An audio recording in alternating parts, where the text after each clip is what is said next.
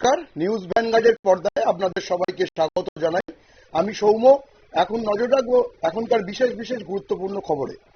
প্রথমেই দেখে নেব যে আজকে রাধারমন এলাকায় গণ অবস্থানে সামিল হলো সিপিএম। বিদ্যুৎ, সিএনজি, পিএনজি, পানীয় জল, গোমূত্র এবং দুধের বর্ধিত মূল্য প্রত্যাহার এবং স্থানীয় সমস্যা দূরীকরণের দাবিতে গণ অবস্থানে দাঁড়িয়ে এলো সিপিআইএম কর্মী সমর্থকরা।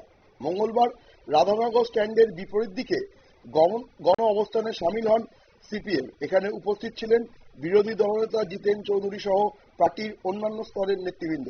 আসুন দেখে নিই কি জানালেন সিপিএম নেতা জিতেন চৌধুরী।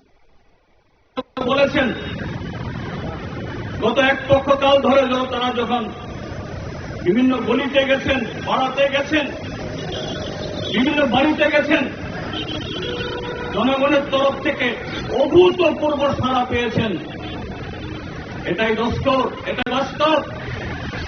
কাজে আগামী দিনেও এইভাবে এই লড়াইকে, এই প্রয়াসকে জারি রাখার মধ্য দিয়ে এই ত্রিপুরা রাজ্য থেকে বিজেপি, ত্রিপুরা মথা, আইপিএফটি নামক এই জঞ্জালকে দ্রুত শুধু আগরতলা নর্দমা পরিষ্কার করলে হবে না, আমরা শুনে নিলাম জিতেন চৌধুরীর বক্তব্য। তিনি বিজেপি, তীব্রামতা ও আইএফটি কে আক্রমণ করলেন একযোগে। জানালেন যে আগরতলা থেকে শুধু আবর্জনা পরিষ্কার করলে হবে না, এই ধরনের রাজনৈতিক দলকেও পরিষ্কার করতে হবে। নজর রাখবো পরবর্তী খবরের দিকে। তার আগে নিয়ে নেব ছোট্ট একটা বিজ্ঞাপনের বিরতি।